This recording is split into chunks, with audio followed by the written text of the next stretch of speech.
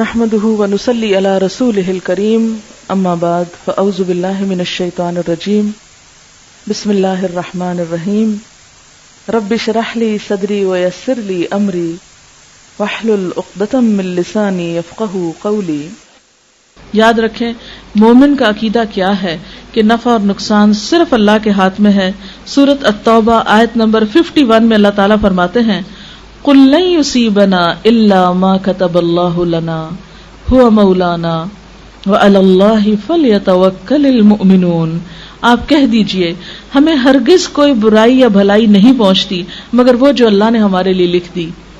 اللہ ہی ہمارا مولا ہے اور اہل ایمان کو اسی پہ بھروسہ کرنا چاہیے.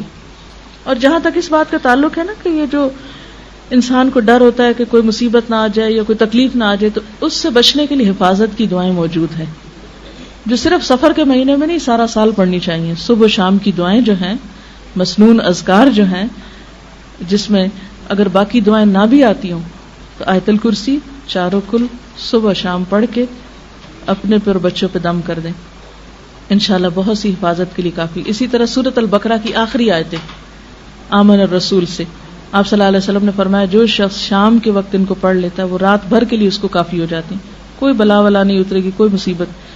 اور یہ جو آخری آیتیں ہیں یہ اتنی خوبصورت آیتیں ہیں کہ آپ صلی اللہ علیہ وسلم نے ایک دفعہ فرمایا کہ آج آسمان کا ایک دروازہ ایسا کھلا ہے کہ جس سے پہلے کبھی نہ کھلا تھا، ایک فرشتہ ایسا اترا ہے جس سے پہلے کبھی نہ اترا تھا، اور وہ ایسی آیتیں لے کر آیا ہے جو آج سے پہلے کسی نبی کو نہیں ملی. اور وہ اللہ تعالیٰ نے زمین و آسمان کی تخلیق سے بھی 2000 سال پہلے لکھی تھی یہ آیتیں. آمن الرسول سے آخر تک عرش کے خاص خزانے سے یہ آیتیں ملی ہیں ہم کو، ہم سے پہلے کسی امت کو نہیں ملی. تو اگر آپ مغرب کے وقت نماز میں ہی مثلاً اس کو پڑھ لیں، عادت بنا لیں، یا کسی بھی وقت رات کو سونے سے پہلے پڑھ لیں، آیت الکرسی پڑھ کے چاروں طرف پھونک دیں، تو انشاءاللہ اللہ کی حفاظت پہ آپ رہیں گے.